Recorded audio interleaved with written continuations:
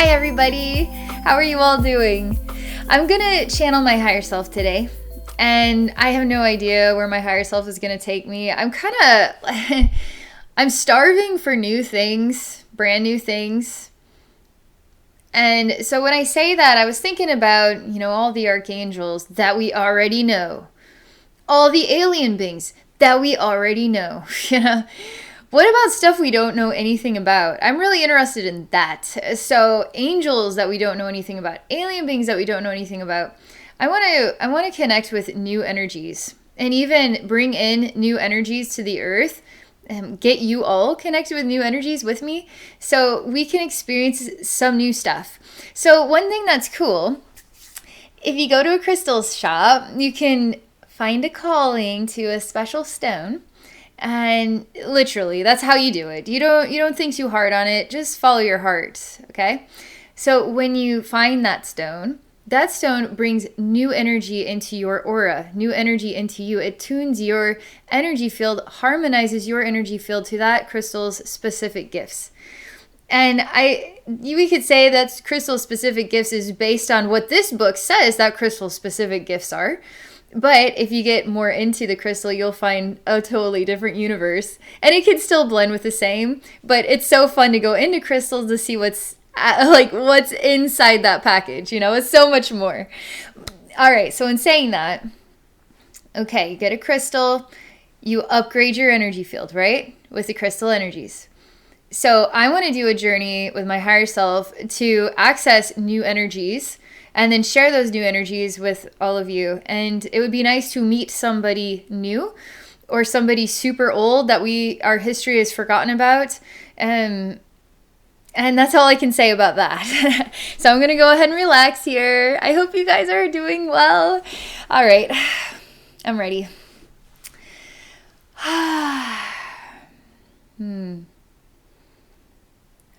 Higher self.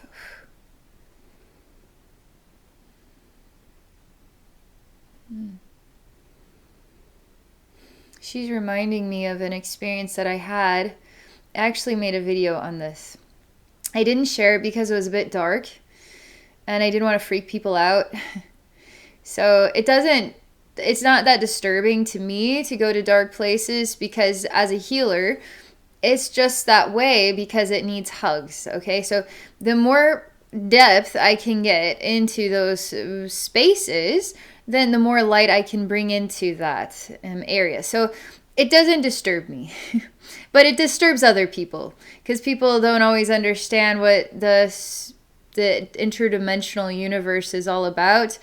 And without that understanding, then it creates fear and then it creates confusion as to how I'm able to go into those dark, scary places. They actually just simply need healing, okay? So she's reminding me of a witch. Okay, so I'll tell you guys the story. Joe and I watched Hellboy 3, all right? And there's this witch in Hellboy 3. It's been a few months since I saw it. And I like the character. I like the Hellboy stories. I think it's fantastic. All right, so there's this really nasty witch, and I'm trying to recall all the details. If you've seen Hellboy 3, you'll know what witch I'm talking about. So Joe had an odd familiarity with that witch and went into a journey state about this. I was so intrigued. I, too, had to go visit this witch myself, and this witch really transformed my world, transformed my relationship with myself. It's all kind of a blur at this time because I've moved on. This could potentially be 6 months ago, but it transformed me, and I was so thankful that I could get such a extreme experience. And I was starving for something more extreme, something out of this world, almost intolerantly out of this world, Something challenging, I guess you could say. Something that would challenge other people's ideas, other people's balance. Because the only way to grow is to get totally freaked out. The only way to grow is to be literally pushed over the cliff of yourself, right? And to be challenged is how you grow.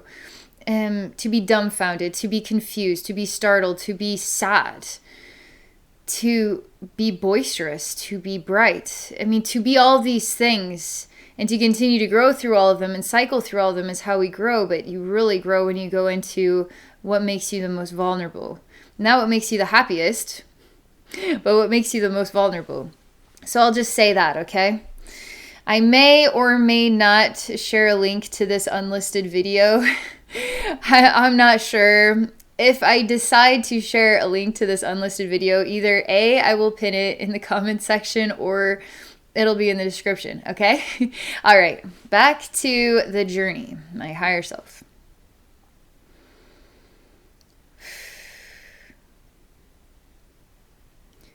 She shows me, all right, I'll just describe it for as it is.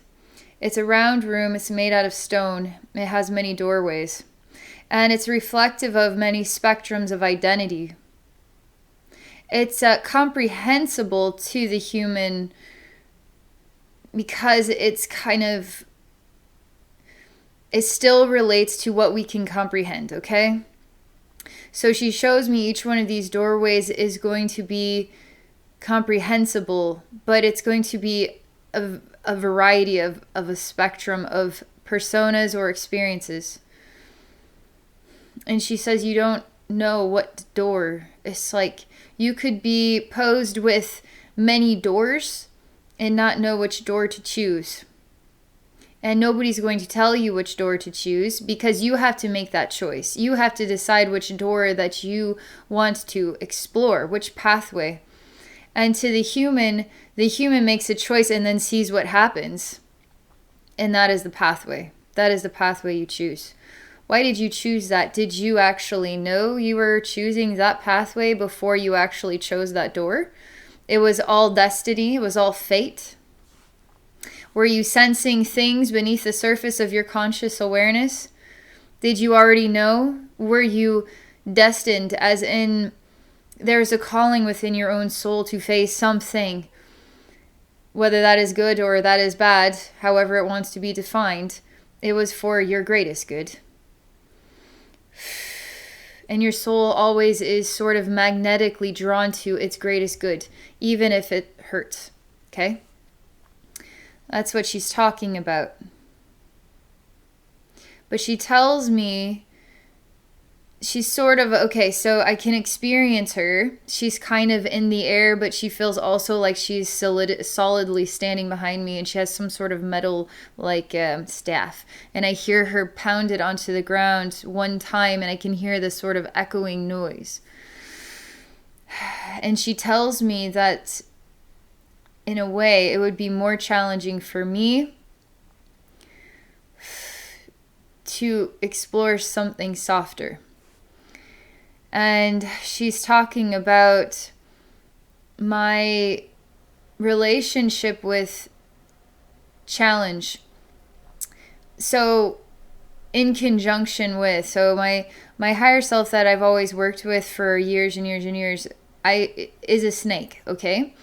The snake goddess, mother snake, however you want to define it. And it was posed to me a few years ago that my mother snake was transitioning. So I was also then transitioning into something else. And I had no idea what that meant. And I felt like disconnected from my spirit animal, you could say. And I really got lost in my identity at that time. And Joe did a journey, and he saw that my a new animal energy that would be good for me to connect with is swan energy. And it's so opposing to what I've been used to with the snake energy that it seems too soft, too simple for me. And it kind of annoyed me, which then told me that it's exactly what I need, because there is this resistance to it, that I need to embrace something softer. So she's saying that what I experienced with the witch, that it was so hard that it brought so much good into my life. I have this sort of innate attraction to those challenges, but what would actually be more challenging for me is to stop that, is to start altering that magnetic energy away from the doors of challenge towards something unknown to me and even unknown to a lot of us. Because in a way, we're kind of attracted to our own suffering, right? We kind of manifest all of our worst nightmares. How did we do that? I swear I didn't do that. We eat challenge up, right? We love that stuff. But very specifically, she is saying it's time for me to explore a new challenge, which is something softer than I've become accustomed to. So that turns things inside out for me. And I tell her that how am I to teach humanity if I share a lot of the same kinds of messages? As in, everybody wants a happy ending. Everybody wants the happy story, but there's reality here, and we need to face the raw reality of things and be okay with it. Totally accepting of it, because it is for our greatest good. Everything is for our greatest good. So you can wallow in the suffering of that nightmare, which we all have a right to do that, and we all have a right to be understood for doing that. But eventually, you will have to stand up and move on. Whether that takes this lifetime, 10 lifetimes, it's up to your soul to decide how long it takes, but eventually you will stand up and move on. So how am I going to teach people about reality if I don't challenge, if I don't connect with the extreme vulnerabilities that most people can't digest, can't wrap their head around it? I have to change the world, not by doing what everybody else is doing, but by doing something most people aren't used to, which I actually I have a relationship with that stuff, okay? It doesn't freak me out, but it freaks other people out. And so I know that that is exactly what this world needs. When it freaks people out, you're doing somehow the right thing. You're challenging other people, which also challenges you. But again, she's saying a softer pathway. So give me a moment here, and I'll shift my energies.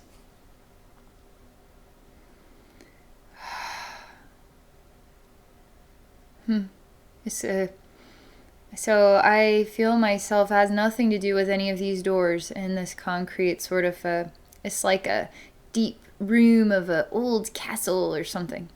So I'm sort of going up into cotton ball clouds, okay? And it's a dark gray colored night. There's no stars. It's almost got like a fog a bit, but I can feel these soft puffy clouds, so I'm sort of going up and hitting them in my face, and they're soft.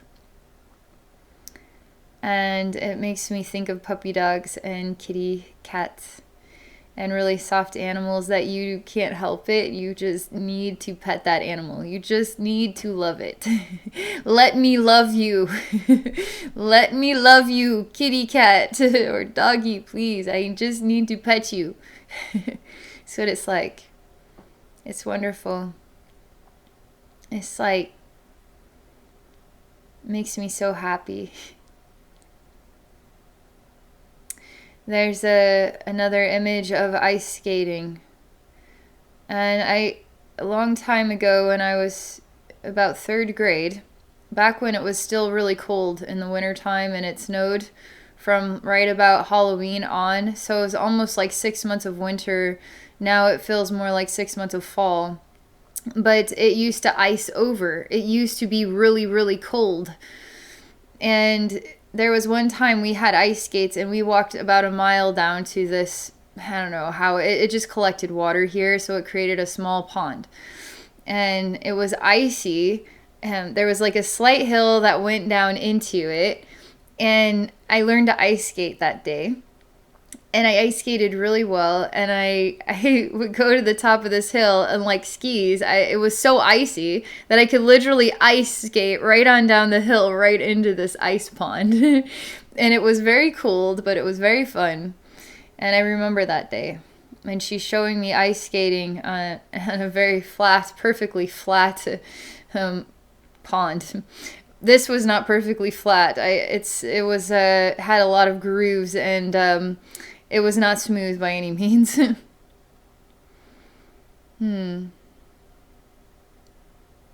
It's majestic looking. It's breathtaking. And she's almost, it's this one woman, she's dressed like a professional ice skater. And it's just the right mood energy. It's like a starry night sky, and it's just her, and she's breathtaking. And it's cold, but it's silent. And you can almost hear the sound of music, although there is no music. And she's like a ballerina on the ice. She's like a dancer. A beautiful dancer. And does she know how talented she is? Does she know how breathtaking she is? Does she do it for fun, for herself? Is she the only one she has to ice skate with?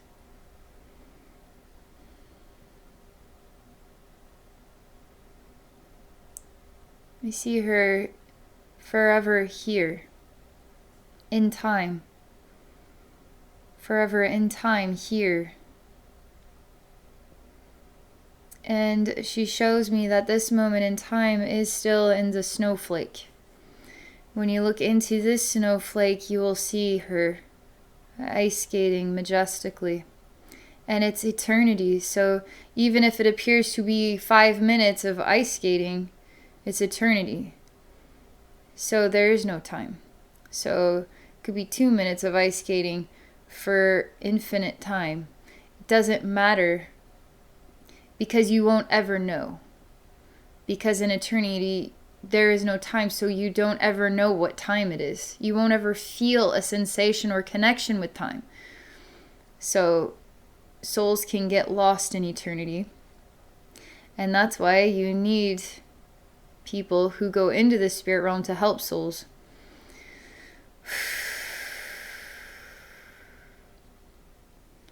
Doesn't feel like that is my calling, as though she's a real spirit that is just here forever. And it doesn't necessarily feel sad, although it kind of does, because she is alone. And nobody will ever see how beautiful she is. Nobody will ever tell her, because there's nobody here. I just got the privilege of glimpsing into this moment to see her. But she'll never know that I did.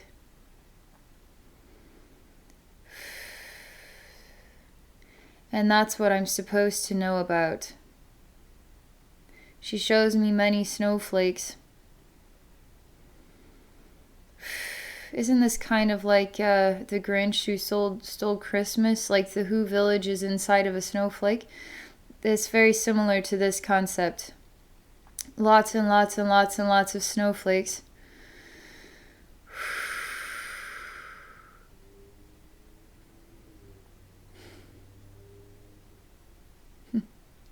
This is another memory. This was several years ago, maybe 2016 or 2017. And there was one day that I went outside and it was snowing really big snowflakes. And Cryon was there. So I could feel his energy was there, and it was like he stopped time for a moment, and I felt it. I felt time stop. And I experienced the snowflakes, and every single snowflake was for me. I mean, it may sound like I wanted, well, obviously, you must have wanted them all to be for you, you know. I didn't. It's just like, oh, pretty snow. And then it was like time stopped. And I started bawling my eyes out because I felt that Cryon had given me a gift of all of these snowflakes. And I couldn't even, it was so kind and so loving and so surreal and so out of this world that I couldn't help but just feel emotional about it. And she shows me the difference between the pathway of the snake or the pathway of the swan. And which do you choose? Speaking of which, is this like, is there an echo in here? Like she tells me something and then I tell you something. Some memory. It's like memory lane or something. So Joe did a video on like a 2020 wisdom video. And that he talks something about the pathway, choosing the pathway of the snake or choosing the pathway of the dove. And you have to choose the pathway. Otherwise, you're kind of in between pathways. So you haven't really chosen. You've just chosen some sort of combination of things. But you really need to know what it is that you want. You want the snake, you want the dove. And in this message, it's, do you want to be challenged or do you want to be free? You know, everybody wants to be free. Of course. How do we access that?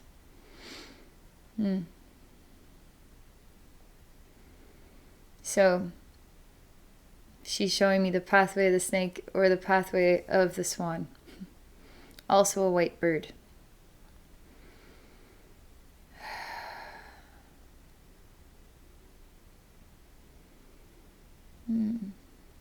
She shows me a sparkler. This is pretty meaningful to me.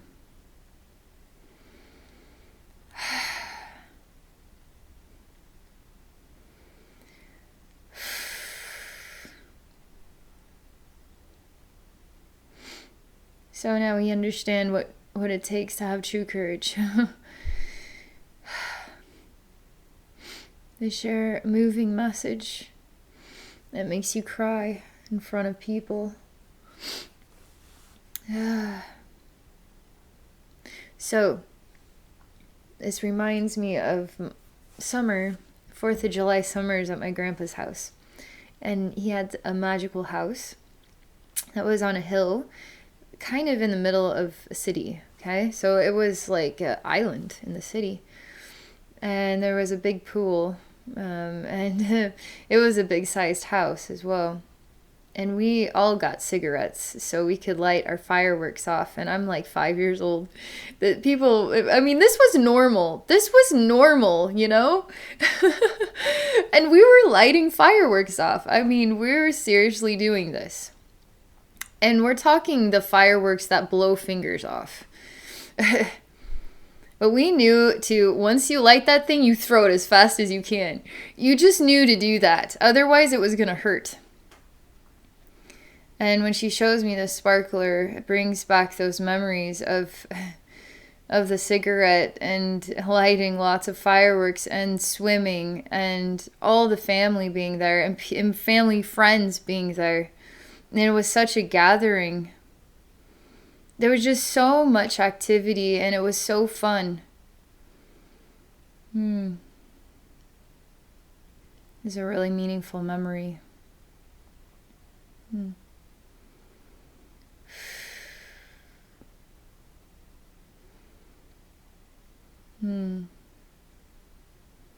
Everything is relaxing. Not convinced that the message is over yet.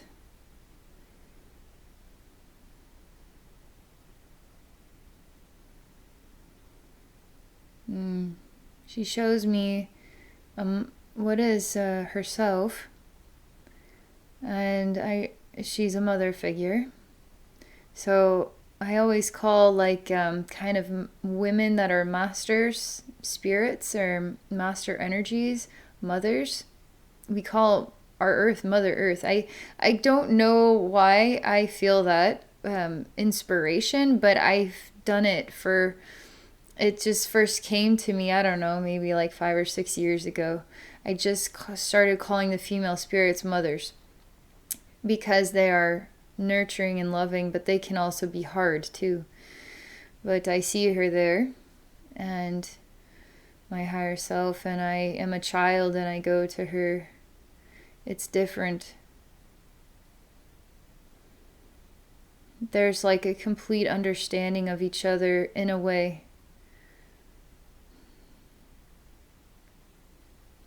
It's not like the human connections where we try to work around each other. We try to guess what the other is thinking or why they said that. This isn't like that. In the spirit realm, it's not like that.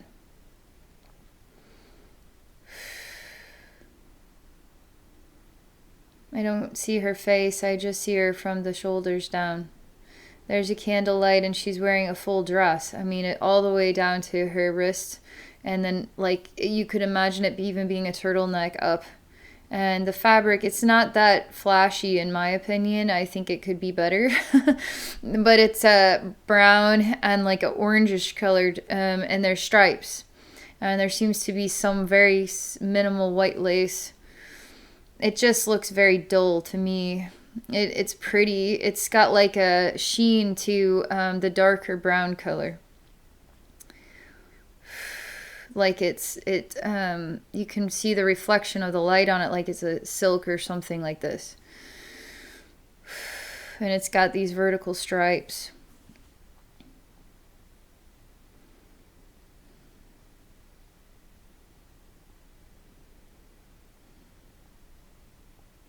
It's a feeling of being completely received without any other feelings. And it's the feeling of being, it's like what could be described as the feeling of being human suddenly running into the arms of Mother God, for instance. Because as humans, we aren't meant to be mother gods. We're meant to try, if we want to, to be more loving of ourselves and others. But that's what the feeling is like here. It's really, really beautiful.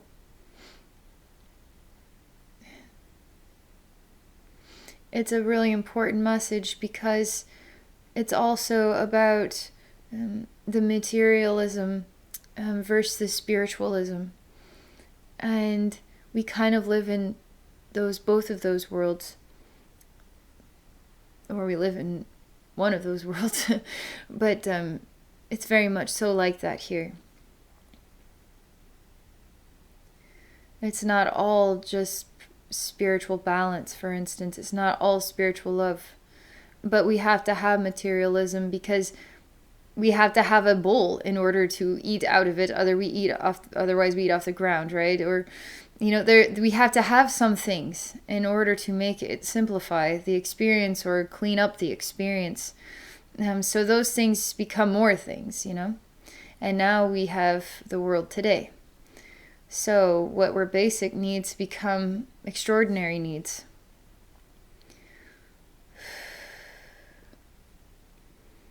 And there's nothing wrong with this. It's just part of our experience here. And what our souls are exploring in relation to relationship to love. This is another story. So I had a friend. This was really funny. It's really not. It kind of is funny because I related to it so much. All right. So they were planning a trip. And the kids were really excited about it, okay? And the trip was canceled. So in order to mend those disappointed kids' feelings, then there's a trip to Walmart to get toys. And it's the truth. It's the truth. So what do we do here to help our kids cope? we get them toys. Like, I get it. Like, I understand the total disappointment, and you got to remedy that somehow, right? And so why not with some material goods, How many women love to go shopping on a really bad day? It does heal you, I swear. Getting your nails done, getting your hair done, it's healing. Even for guys, I swear to God, if you just went and pampered yourself a little bit, you need that. We all need that. It's what we need. So it's like a different type of love. It's like the Band-Aid to the wound. And that's what our life is like here. That is how we cope with our world.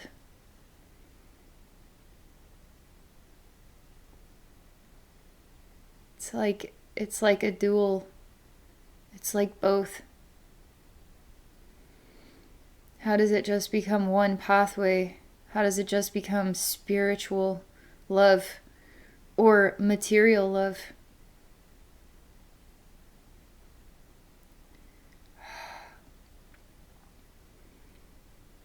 That's complicated because How do we just let go of materialism to be perfectly naked in the garden?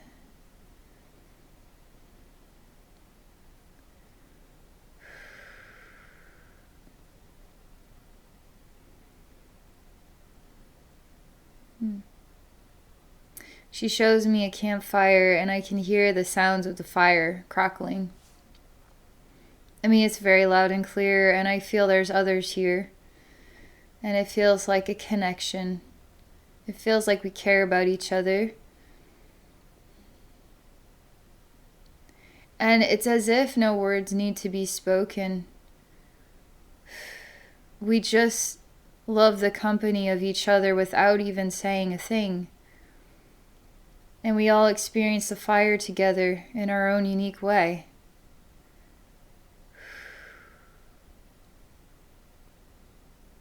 This is a bit different, but everybody stands up, and now suddenly they're all walking into this giant bonfire all at the same time, walking directly into the flame. She's asking me what this means to me.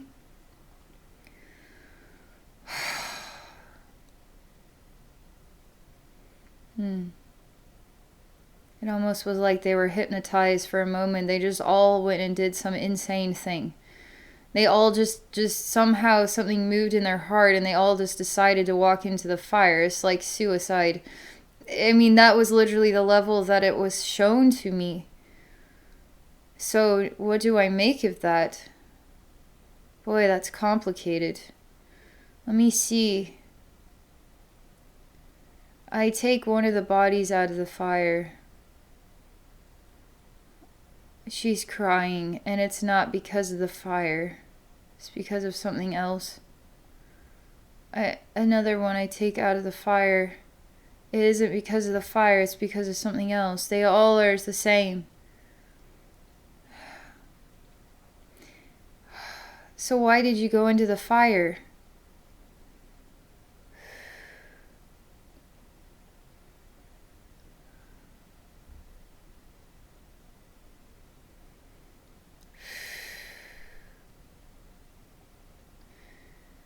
It was like all they had left was to go into the fire. This is a really complex message because before this event, there was perfect connection to the point that there was no need to speak at all, because we just knew how each other felt, like psychically knew. Like we knew each other's hearts. And then something changed, and we all just entered into suffering. It's like the story of mankind. It's like the fall of the angel. Perfect balance, and now suffering into the fire with us. And for some reason, into the fire makes sense. We're all drawn to it. We're all drawn to suffering.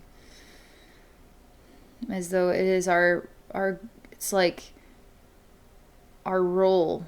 It's like our reason for being is to suffer. And she shows me again the snake versus the swan. And she shows me too how there's value, obviously, to seeing both sides and understanding both sides. But she's showing me that as a speaker or someone who shares messages from the spirit realm in order to help people have their own ideas or make new ideas, explore new ways of feeling or experiencing the spirit realm, she's showing me that I don't necessarily have to go into the dark to introduce it. That I could present it in a different way, and it could still be the pathway of the swan, and it doesn't have to hurt.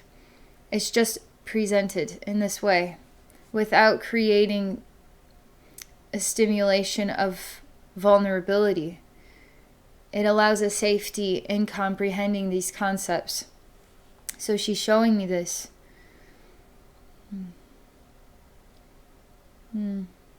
She's taking me back to this circular space with the doors, okay?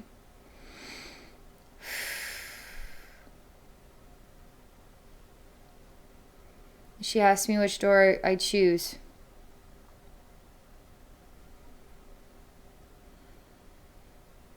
And I just sit down for a moment. I close my eyes. And interestingly enough, I lay down and then I fall asleep. And I go into a dream as though the dream is a doorway.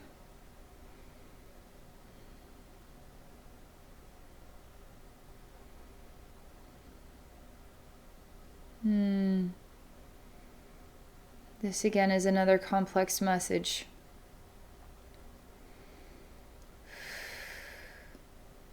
It's like the dream of a better world is the doorway we all choose.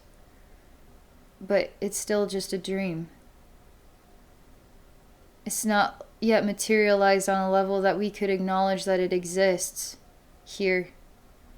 That we feel it, that we believe in it, that we experience it. It's just a dream.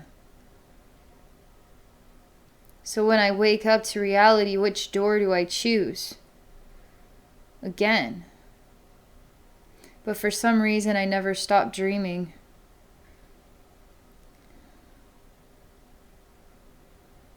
I'm still in this dream state, in this image. She says it's okay to let go sometimes.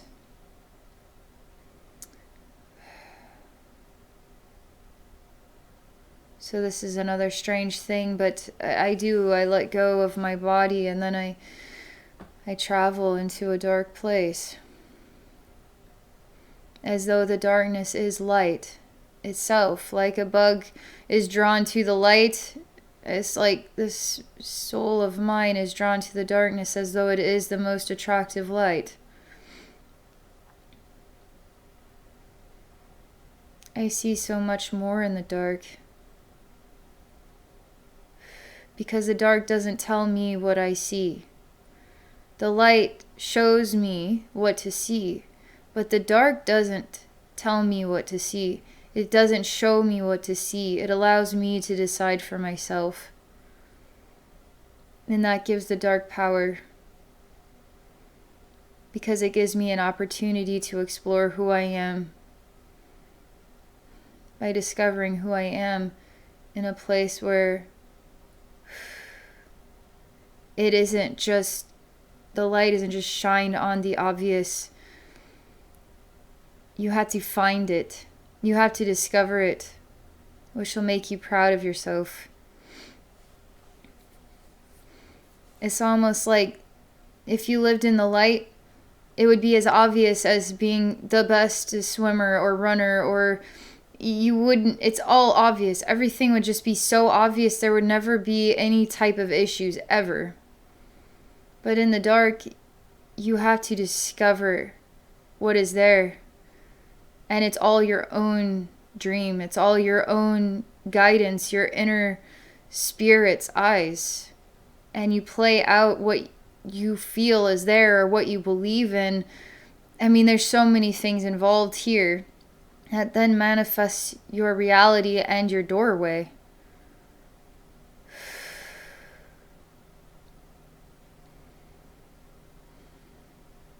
And I say, so which one is the swan?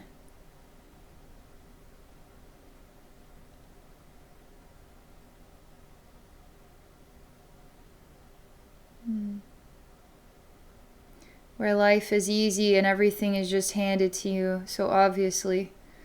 Where life is challenging and you have to find your own way, even if you're guided. Am I ready to embrace a world where I just simply know everything? She says it's more than that,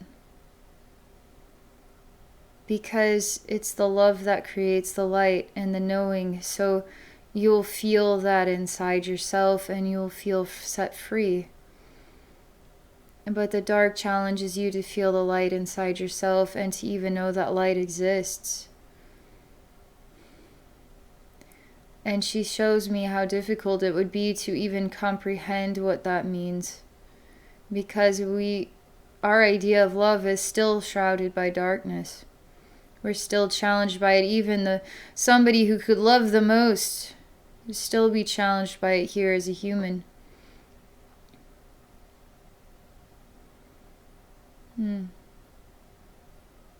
Okay. Beautiful long message for all of us. Lots of ideas, lots of thoughts to explore. Wow. Neat.